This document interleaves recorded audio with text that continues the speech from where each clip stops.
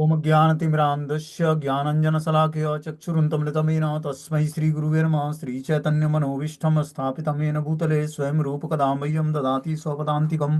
वन्देऽहं श्रीगुरुः श्रीयुतपदकमलं श्रीगुरून् वैष्णवाचं श्रीरूपं साग्रजातं सगण रघुनाथान्वितं तं सजीवं साद्वैतं सावधूतं परिजनसहितं कृष्णचैतन्यदेवं श्रीराधाकृष्णपादान् सगणललिता श्रीविशाखान्विताश्च नारायणं नमस्कृत्यं नरं चैव नरोत्तमं देवीं सरस्वतीं व्यासं ततो जयमुदीरयेत्। शृणुतां स्वकथा कृष्ण पुण्यश्रवणकीर्तनं हृदयन्तस्तु भद्राणि विद्नोति स्वसतां नष्टप्रायेषु भद्रेषु नित्यं भागवत सेव्या भगवती उत्तम श्लोके भक्तिर्भवति नैष्टिकी तदा रजस्तमो भावः कामलोभादेश्येत् चेत इति निरावृद्धं स्थितिसत्त्वे प्रसिद्धति।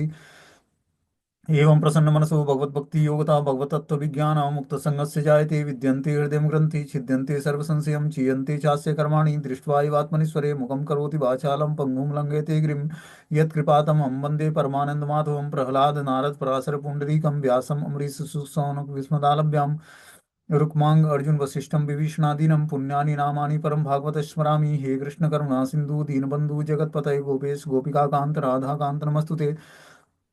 तप्त कांचन गौरांगे श्रीराधे वृंदावनेश्वरी वृषभानुसुते देवी प्रणमामि हरिप्रिये।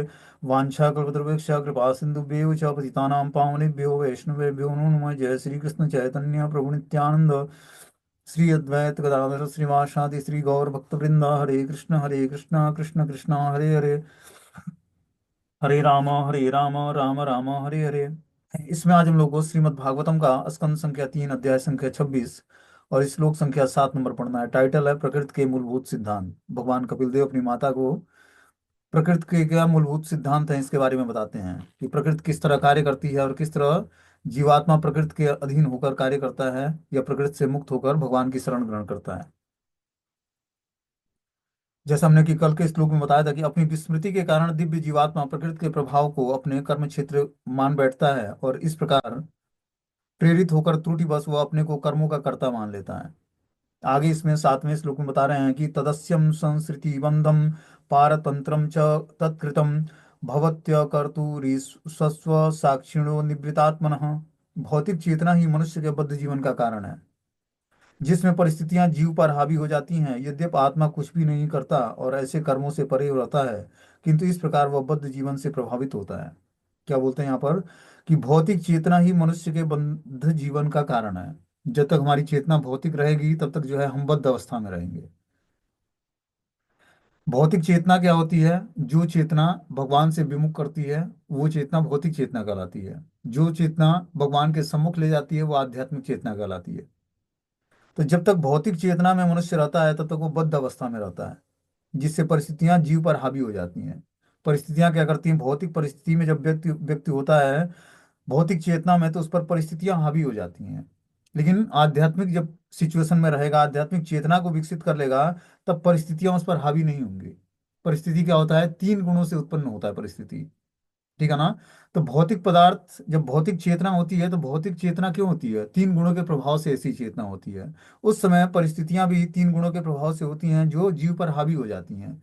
लेकिन जब उसी जीवात्मा की चेतना आध्यात्मिक बन जाएगी तो भौतिक गुणों से प्रभावित नहीं होगा, भौतिक पदार्थों से और भौतिक चेतना से प्रभावित नहीं होगा। इसीलिए हमें हमेशा जो है अपने कॉन्शियसनेस को संभालना है, चेतना को संभालना है। ठीक है ना? देखो ये क्या है कि ये अध्यात्म विज्ञान है एक। ठीक है ना? Spiritual science. जिस तरह हम साइंस को समझते हैं, विज्ञान को, कि किस तरह क्या क्या केमिकल्स रिएक्शन कराकर और नए प्रोडक्ट उत्पन्न किए जाते हैं, उसी तरह हमें चेतना को हर समय जो है भगवान के भाव में लगाए रखना है। ठीक है ना? हर कार्य करते हुए भगवान का स्मरण करना है, तब इस भौतिक संसार में व्यक्ति जो है धीरे धीरे मुक्त जीवात्मा बनेगा। तब भौतिक संसार के पापों से विचलित नहीं होगा। नहीं तो मनुष्य जीवन में जो भी कर्म करता है व्यक्ति, वो तुरंत कुछ ना कुछ पाप जनरेट करता है। धन कमाते हुए, खाते सोते उठते बैठते, परिवार का पालन पोषण करते व्यक्ति जो भी कार्य करता है, उसमें कहीं ना कहीं कुछ ना कुछ पाप कार्य होते रहते हैं। इसीलिए जीवात्मा का उद्धार नहीं होता। फिर से एक नया जन्म, फिर से एक नई मृत्यु, और इस तरह से जन्म मृत्यु की श्रृंखला चलती रहती है। लेकिन जब जीवात्मा अपने बद्ध जीवन भौतिक चेतना से ऊपर उठकर और आध्यात्मिक चेतना में अपनी मन और बुद्धि को स्थिर कर लेता है, तब परिस्थितियां जीव पर हावी नहीं होती हैं। यद्यपि आत्मा कुछ भी नहीं करता, ऐसे कर्मों से परे रहता है, किंतु इस प्रकार वह बद्ध जीवन से प्रभावित होता है। क्या बोलते हैं, यद्यपि आत्मा कुछ भी नहीं करता, ऐसे कर्मों से परे होता है। आत्मा के लिए कोई कार्य नहीं है। आत्मा भगवान का अंश है, और वो उसका स्वरूप है सच्चिदानंद, आत्मा का भी। लेकिन मन बुद्धि के कवर्ड होने के कारण आत्मा भी प्रभावित होता है, मन बुद्धि के दूषित होने के कारण आत्मा भी प्रभावित होता है। किंतु इस प्रकार वह बद्ध जीवन से प्रभावित होता है। क्यों? क्योंकि मन बुद्धि दूषित होती है, भौतिक चेतना में होती है, इस कारण से आत्मा भी प्रभावित होता है। जबकि बता रहे हैं कि आत्मा कुछ भी नहीं करता, ऐसे कर्मों से परे होता है। आगे बता रहे हैं इसमें कि कार्य कारण कर्तृत्व कारणम प्रकृते बुधम भोक्तृत्वे सुख दुखानाम प्रकृत पुरुषम प्रकृते परम। बद्ध जीव के शरीर, इंद्रियां और इंद्रियों के अधिष्ठात देवताओं का कारण भौतिक प्रकृति है। इसे विद्वान मनुष्य जानते हैं। स्वभाव से दिव्य ऐसी आत्मा के सुख और दुख जैसे अनुभव स्वयं आत्मा द्वारा उत्पन्न होते हैं। क्या बता रहे हैं यहाँ पर, कि बद्ध जीव के शरीर, इंद्रिय और इंद्रियों के अधिष्ठात देवताओं का कारण भौतिक प्रकृति है। जब तक वो भौतिक प्रकृति के निरीक्षण में रहेगा, तब तक उसकी इंद्रियां, इंद्रियों के अधिष्ठात्र देवता और बद्ध जीव के शरीर, ये तीनों जो हैं भौतिक प्रकृति के अंदर में रहेंगे, और तब तक वो बद्ध बना रहेगा। इसीलिए हमें अपने बद्ध शरीर को, इंद्रियों को और इंद्रियों के अधिष्ठात्र देवताओं को, सबको पवित्र करना है। वो कैसे करेंगे हम? जब इसको, इंद्रियों को, शरीर को भगवान की सेवा में लगाएंगे, तब जाकर ये पवित्र होगा और भौतिक प्रकृति के चंगुल से बाहर निकलेगा। इसे विद्वान मनुष्य जानते हैं कि स्वभाव से दिव्य ऐसे आत्मा के सुख और दुख जैसे अनुभव स्वयं आत्मा द्वारा उत्पन्न होते हैं। क्या बोलते हैं यहाँ पर, कि जो व्यक्ति विद्वान है वो जानता है कि स्वभाव से दिव्य ऐसे आत्मा के सुख और दुख जैसे अनुभव स्वयं आत्मा द्वारा उत्पन्न होते हैं। जब स- स्वभाव उसका दिव्य अवस्था को प्राप्त कर लेता है, तब आत्मा जो है अनुभव करता है कि मैं सुखी हूँ। कब? जब वो दिव्य अवस्था को प्राप्त कर लेता है, बद्ध अवस्था से छूटकर और आध्यात्मिक चेतना विकसित कर लेता है, तब वो दिव्य अवस्था को प्राप्त करता है, और दिव्य अवस्था में आत्मा सुख का अनुभव करती है। देखो, आत्मा मन और बुद्धि के द्वारा कवर्ड होने के कारण क्या है, कि जब मन बुद्धि दूषित होता है तो आत्मा उससे प्रभावित होती है, आत्मा दुखी होती है। लेकिन जब वही मन और बुद्धि जब जो है भगवान की सेवा में लग जाती है, तो उससे क्या होता है, धीरे धीरे मन और बुद्धि के पवित्र होने से आत्मा प्रसन्न हो जाती है। आत्मा का वास्तविक स्वरूप जो है सच्चिदानंद है, क्योंकि भगवान का अंश है आत्मा। लेकिन दूसरी चेतना होने के कारण धीरे धीरे जो है वो क्या होता है, प्रभावित होती है उससे। आत्मा मन बुद्धि के कवर्ड होने के कारण उससे प्रभावित होती है। इसीलिए हमें क्या करना है, मन बुद्धि को हमें पवित्र करना है। मन बुद्धि तभी पवित्र होगा जब हम इंद्रियों को भगवान की दिव्य सेवा में लगाएंगे। बोलते हैं, भगवत गीता में कहा गया कि जब भगवान इस संसार में अवतरित होते हैं तो वे आत्म माया द्वारा पुरुष के रूप में आते हैं। वे किसी परा प्रकृति द्वारा बाध्य नहीं होते हैं। वे स्वेच्छा से आते हैं, और इसे ही उनकी लीलाएं कहा जाता है। किंतु यहाँ स्पष्ट रूप से कहा गया है कि बद्ध जीव को प्रकृति के तीन गुणों के अधीन किसी विशेष प्रकार का शरीर तथा इंद्रियां धारण करने के लिए बाध्य किया जाता है। भगवान किसी परिस्थिति विशेष बस अवतार नहीं लेते हैं। भगवान स्वतंत्र और स्वराट हैं, स्वेच्छा से आते हैं, लीलाएं संपन्न करते हैं, और इस धराधाम का परित्याग कर देते हैं।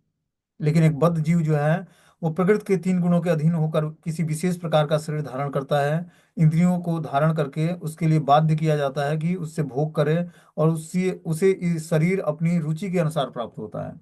जैसी उसकी इच्छाएं थी शरीर त्याग करते समय पीछे पूर्व जन्म में, वैसे उसको नया शरीर धारण करना पड़ता है।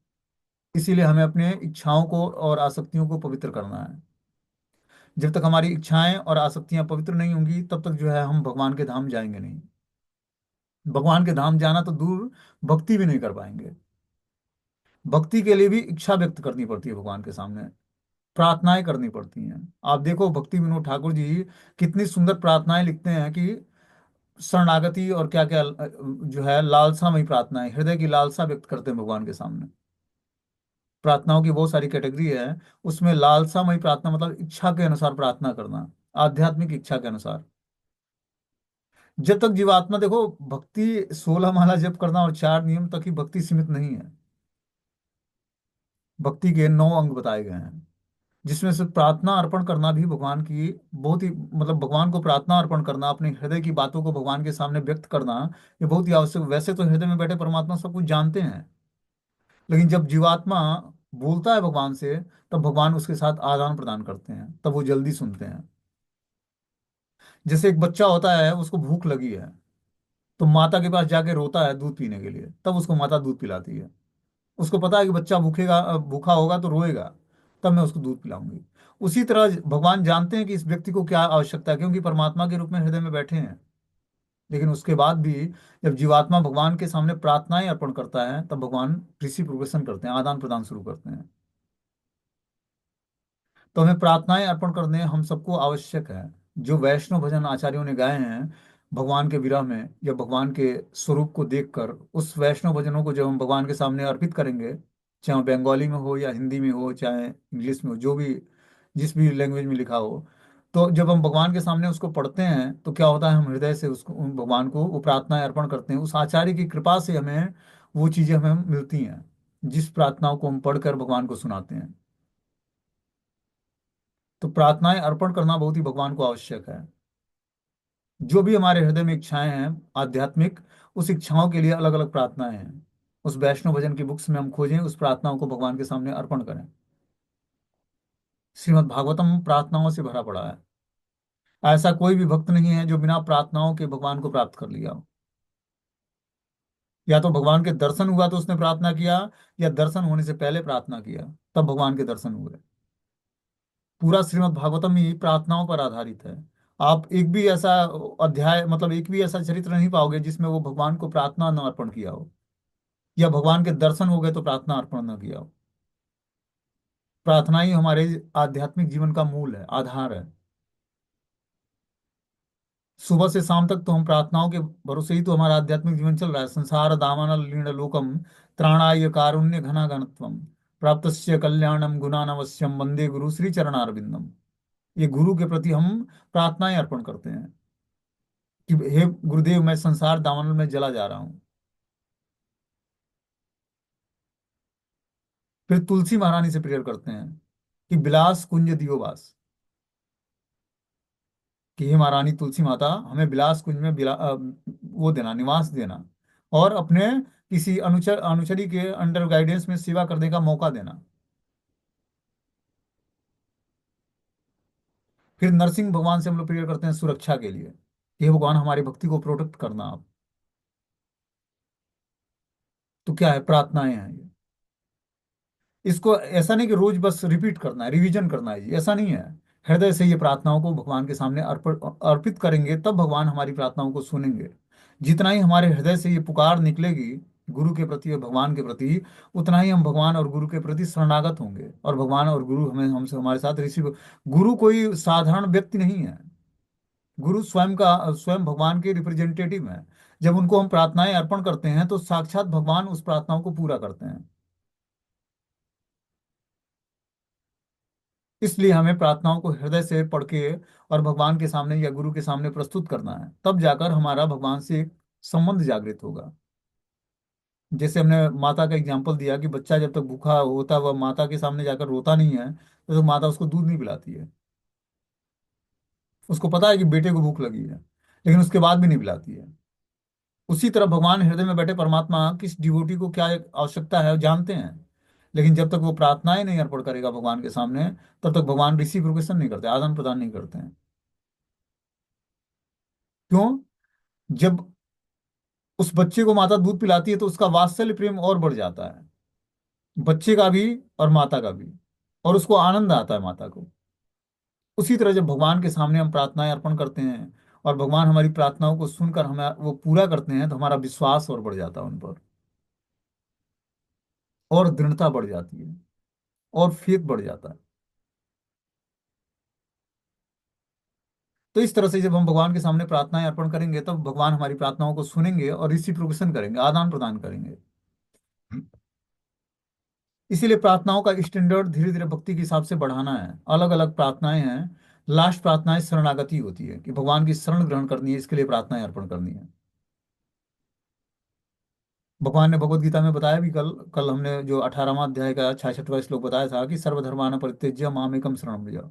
कि अभी तक जो मैंने तुम्हें, हे अर्जुन, जो तुम्हें ज्ञान बताया है, उससे अब मैं सर्वोत्कृष्ट ज्ञान बता रहा हूँ जिसमें तुम मेरी शरण ग्रहण करो। मैं तुम्हें समस्त पाप बंधनों से मुक्त कर दूंगा। तुम्हें डरने की आवश्यकता नहीं होगी फिर। तो वही है कि जब भगवान का हम शेल्टर ग्रहण करते हैं, उनकी शरण ग्रहण करते हैं, तब भगवान क्या करते हैं, हमारे समस्त पाप कर्मों को से छुड़ाकर हमें अपना स्वीकार कर लेते हैं। लेकिन शरण ग्रहण करना इतना आसान नहीं है। अभी हमने अलग अलग चीजों का शेल्टर ले रखा है, धन का, परिवार के जनों का, रिलेटिव का। जब मात्र एक शेल्टर बचे और कोई रास्ता ही ना बचे,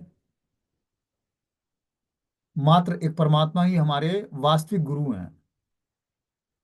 जीवात्मा को उन्हीं की शरण ग्रहण करें, आज नहीं तो कल उन्हीं की शरण ग्रहण करके ही आपको आध्यात्मिक जीवन में प्रोग्रेस होगा और आप भगवान के धाम जाने के योग्य होंगे। क्योंकि हृदय में बैठे परमात्मा, हो सकता है कि जीता जागता हमारे जो शिक्षा गुरु हों या दीक्षा गुरु हों, वो हमारे भूत भविष्य और वर्तमान को न जानते हों, लेकिन हृदय में बैठे परमात्मा सब कुछ जानते हैं कि आप प्रेजेंट में क्या हो, भविष्य में क्या थे, और भूत में क्या थे, और भविष्य में क्या होने वाला है आपके साथ। तो वो वास्तविक गुरु हैं, और वही ज्ञान प्रदान करके एक जीवात्मा को भगवान के धाम में जाने के योग्य बनाते हैं। इसीलिए उनका नाम है चैत्य गुरु। तो जब तक वो हृदय में परमात्मा के रूप में जागृत नहीं हो, जागृत मतलब उनकी आवाज को सुनने के योग्य हम नहीं हो पाते हैं, तब तक हमें शिक्षा गुरु और दीक्षा गुरु की आवश्यकता है। एक बार उनसे यूनिक रिलेशनशिप जागृत हो गया परमात्मा से, उसके बाद हमें किसी गुरु की आवश्यकता नहीं होगी। वो सब कुछ करेंगे आपके लिए, आपको जगाएंगे, सुलाएंगे, भक्ति करा, दिव्य स्तर पर भक्ति वही कराएंगे आपसे। एक होता है कि हम भक्ति अपने प्रयास से कर रहे हैं, एक हो गया कि अब आपकी, आप भाग नहीं सकते हो भक्ति से, अब भक्ति आपको पकड़ लेगी। अभी आप भक्ति को पकड़ना चाहते हो, कुछ दिनों बाद जब भक्ति में सिद्धि प्राप्त हो, भक्ति आपको पकड़ लेगी। अब उस समय आप भाग नहीं सकते हो, उस समय जो भी परिस्थिति होगी, पाप या पुण्य होगा, उसका लेखा जोखा भगवान रखेंगे। वो कैसे खत्म करना है वो जानते हैं, कि न्यूट्रलाइज कैसे करके इसको अब हम भक्ति में कैसे आगे बढ़ाना है।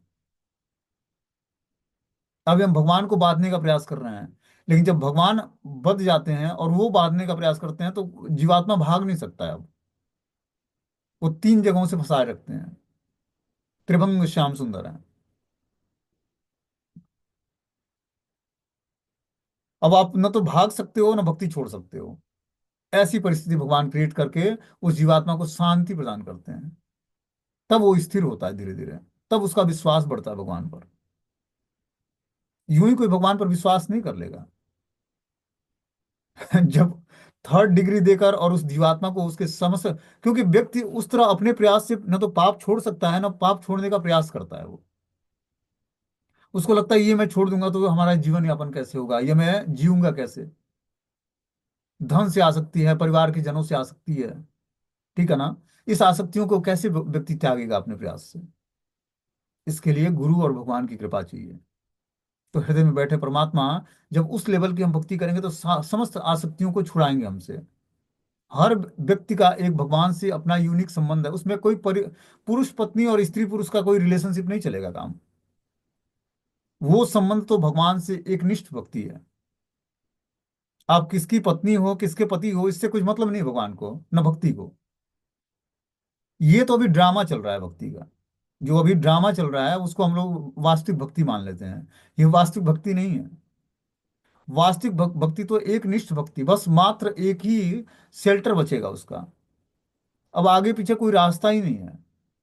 उसके बाद जिस तरह एक पति अपने पत्नी की रक्षा करता है, सब कुछ खिलाता पिलाता है, टेक केयर करता है, क्या पहनेगी, क्या ओढ़ेगी, क्या खाएगी, कैसे सुंदर लगेगी, उसी तरह भगवान अपने भक्तों का टेक केयर करते हैं। वास्तविकता मानो ये,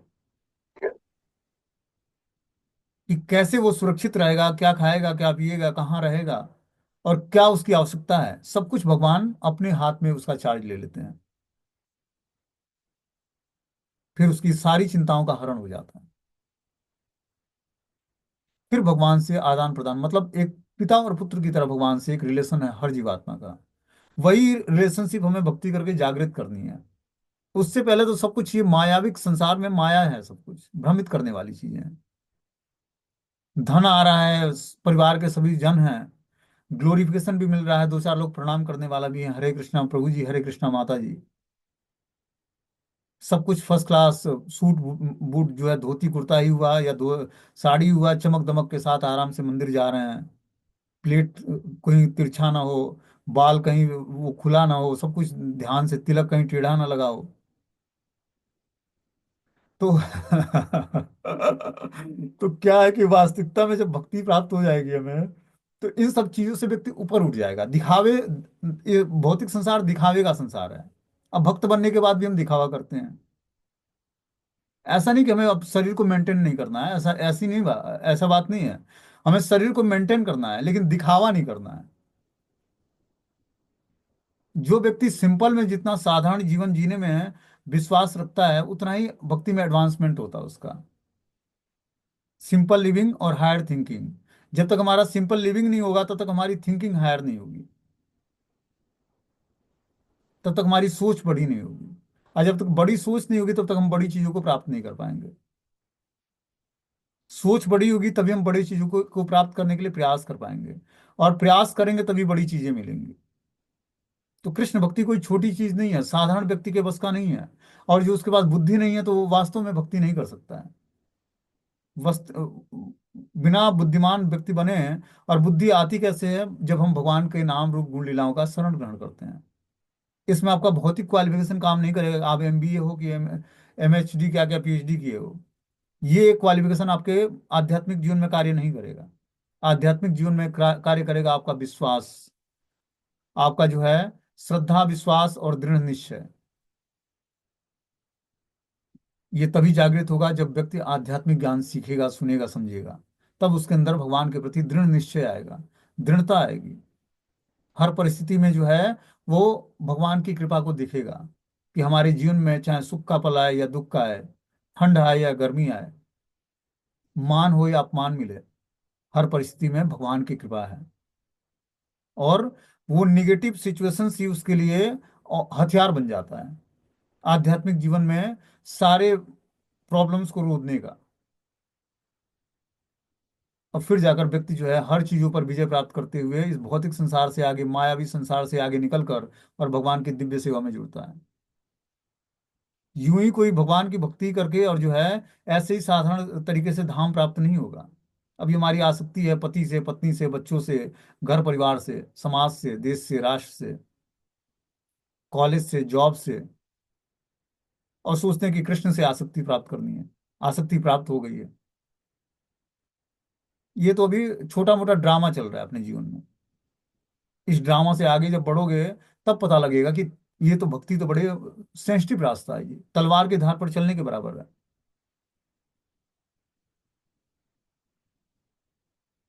सब कुछ भगवान क्या करते हैं, धीरे धीरे हरण कर लेते हैं। मानम च, यशम च, धनम च, जन्म च। यूं ही कृष्ण भक्ति, प्रेमा भक्ति भगवान की नहीं प्राप्त होगी। लेकिन देते क्या है? जब देना सुनोगे तब हैरान हो जाओगे। उसकी कभी आपने कल्पना भी नहीं की होगी कि कृष्ण हमें देंगे क्या।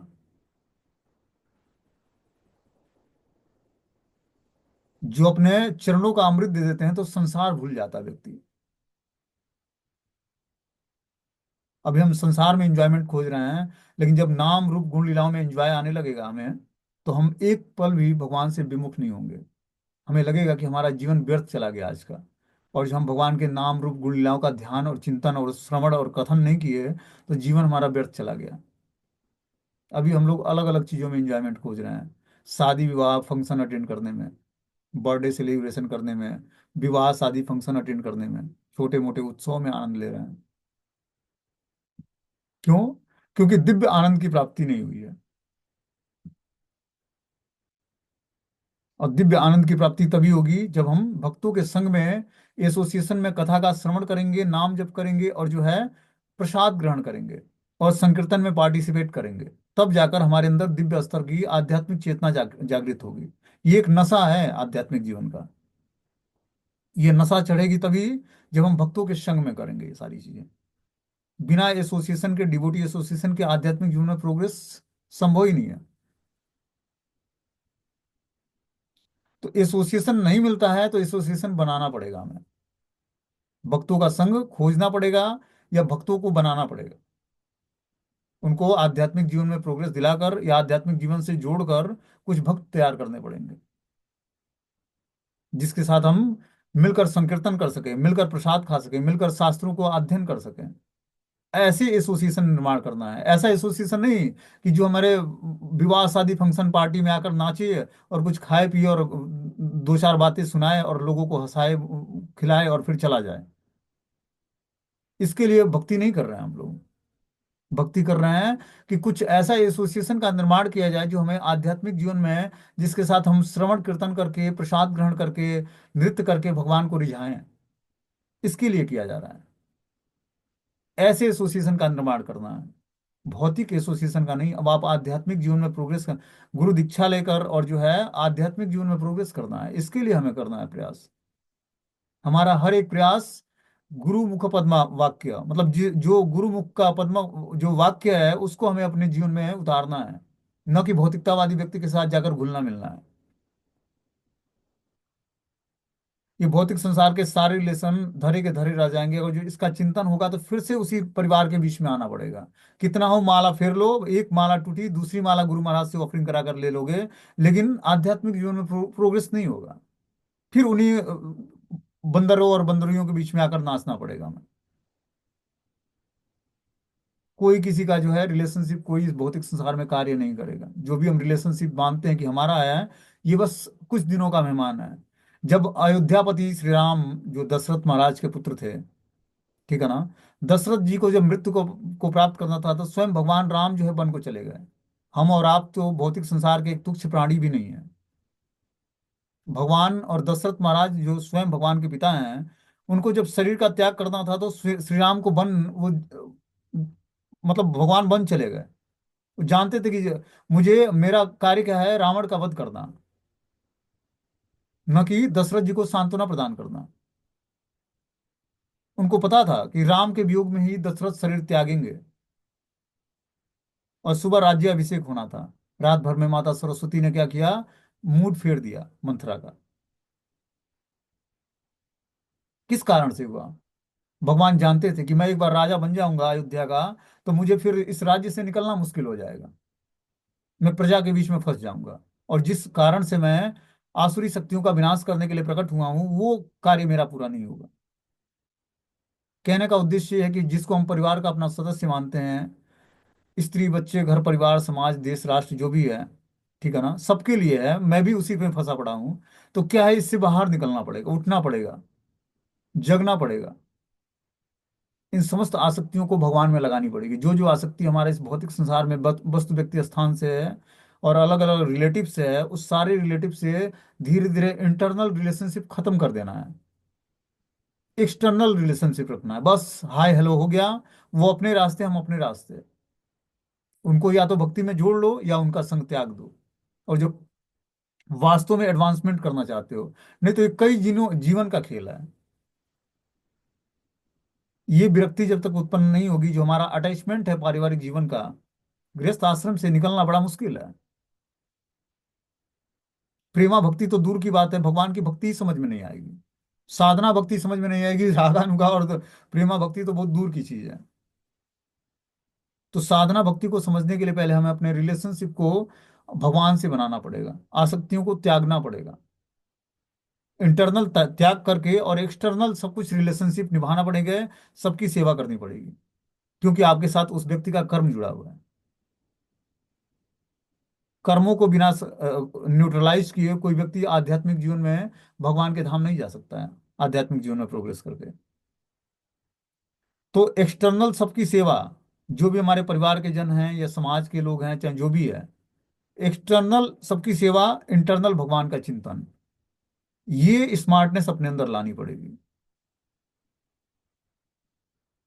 जैसे एग्जाम्पल बताते हैं आचार्य की, जिस तरह एक मान लो कि एक स्त्री है और उसका किसी से अफेयर है, शादी किसी से और से हुई और प्रेम किसी और से करती है, ठीक है ना, उसको मिलने जाना है उससे। तो घर में कार्य बहुत ही स्मार्टनेस के साथ करती है वो, कि उसके पति को आभास ना हो उसका। लेकिन चिंतन इंटरनल किसका होता है कि मिलने जाना है हमें, उसी तरह कृष्ण से मिलना है हमें। तो इस भौतिक संसार में जो भी वस्तु व्यक्ति स्थान है, उससे ऐसे ही रिलेशनशिप रखना है, टेम्परोरी। क्योंकि वो कर्मों के हिसाब से मिला है, आज नहीं तो कल वो आपका साथ छोड़ने वाला है। इस बात पर विश्वास करके, और जो भगवत गीता और भागवतम के हिसाब से जो ज्ञान प्रदान किया जा रहा है, उस ज्ञान को हमें अपने जीवन में धारण करना पड़ेगा। तभी जाकर हमारा आध्यात्मिक जीवन में प्रोग्रेस होगा। नहीं तो हम गृहस्थ जीवन के पाप कर्मों से छूट नहीं पाएंगे। भक्ति तो बहुत दूर की बात है, पाप कर्मों से निवृत्त होना मुश्किल है, आसक्तियों को तोड़ना मुश्किल है। और जब तक आसक्तियों को और इच्छाओं को पवित्र नहीं करेंगे, तब तक आध्यात्मिक जीवन में प्रोग्रेस नहीं होगा।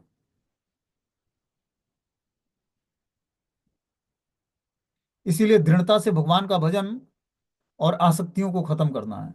जितने भी समाज, परिवार, देश, राष्ट्र के लोग हैं, उनसे धीरे धीरे आसक्तियां खत्म करके भगवान से एक यूनिक संबंध जागृत करना है हम सबको।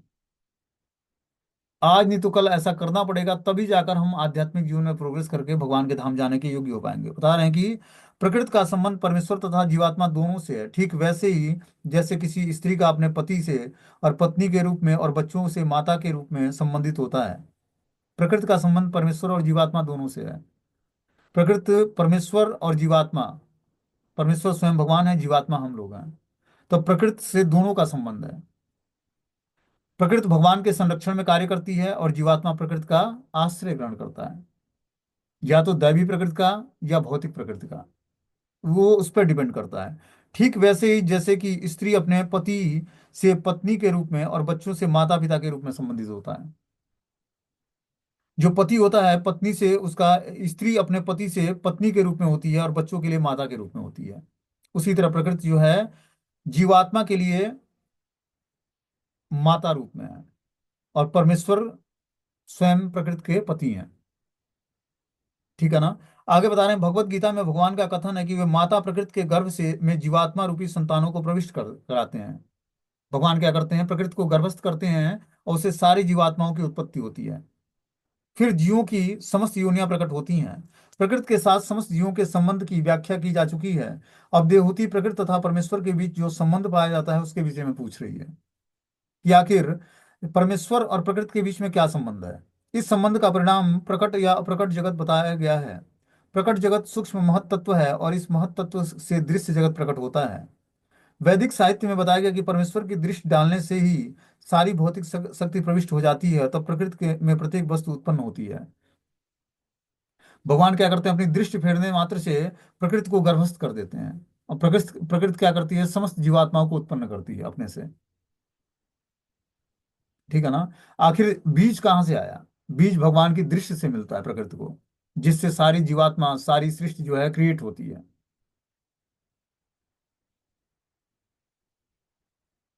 बोलते हैं भगवत गीता के 9वें अध्याय में पुष्टि की गई है कि उन्हीं की दृष्टि के अंतर्गत अध्यक्षीण अर्थात उनके निर्देशन में और उन्हीं की इच्छा से प्रकृति कार्य करती है। ऐसा नहीं कि प्रकृति मनमाने ढंग से कार्य करे।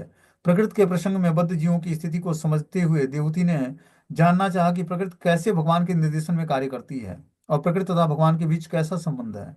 दूसरे शब्दों में उन्होंने यह जानना चाहा कि प्रकृति के संदर्भ में भगवान के गुण क्या है। जीवात्मा का पदार्थ से और परमेश्वर का पदार्थ से जो संबंध है वह समान स्तर पर नहीं है। भले ही मायावादी लोग ऐसा कहते हैं। जब यह कहा जाता है कि जीवात्मा मोहग्रस्त होती है, तो मायावादी इस मोह को परमेश्वर पर आरोपित करते हैं, किंतु ऐसा होता नहीं है। ईश्वर कभी मोहग्रस्त नहीं होते हैं। सगुणवादी और निर्गुणवादी में ये अंतर है।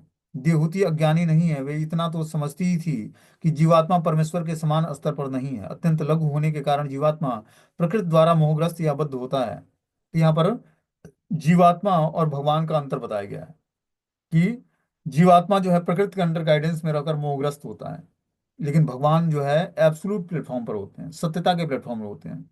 वो प्रकृति से प्रभावित नहीं होते हैं, बल्कि प्रकृति उनके अध्यक्षता में कार्य करती है। लेकिन हम जीवात्मा प्रकृति के अंडर गाइडेंस में होते हैं। जैसे प्रकृति का हम संग करते हैं, वैसे ही हम एक्टिविटी करते हैं। प्रकृति मतलब, प्रकृति जो है 3 गुणों से मिलकर बना है और भगवान गुणातीत है, तीनों गुणों से ऊपर है। तो हमें भी तीनों गुणों से ऊपर उठ पाएंगे, तभी हम प्रकृति का संसर्ग छोड़ेंगे और दैवी प्रकृति आश्रित में होंगे। जब तक हम भौतिक प्रकृति को धारण करेंगे, भौतिक चेतना को धारण करेंगे, तब तक हमारे अंदर आध्यात्मिक चेतना का विकास नहीं होगा। भौतिक चेतना से छुटकारा प्राप्त करने का मतलब है कि 3 गुणों से अपने को ऊपर उठा लेना और अपनी चेतना को शुद्ध सत्व के प्लेटफॉर्म पर स्थिर कर देना। सतोगुण भी इस भौतिक संसार में व्यक्ति को बांधता है। पूजा लाभ मान प्रतिष्ठा की इच्छाओं के कारण। लेकिन जब शुद्ध सत्व के प्लेटफॉर्म पर जो वसुदेव पद है, उस वसुदेव पद को प्राप्त करके कोई व्यक्ति जो है बंधन में नहीं आएगा। फिर वो भगवान जैसा ही ऐश्वर्य का भोग करेगा।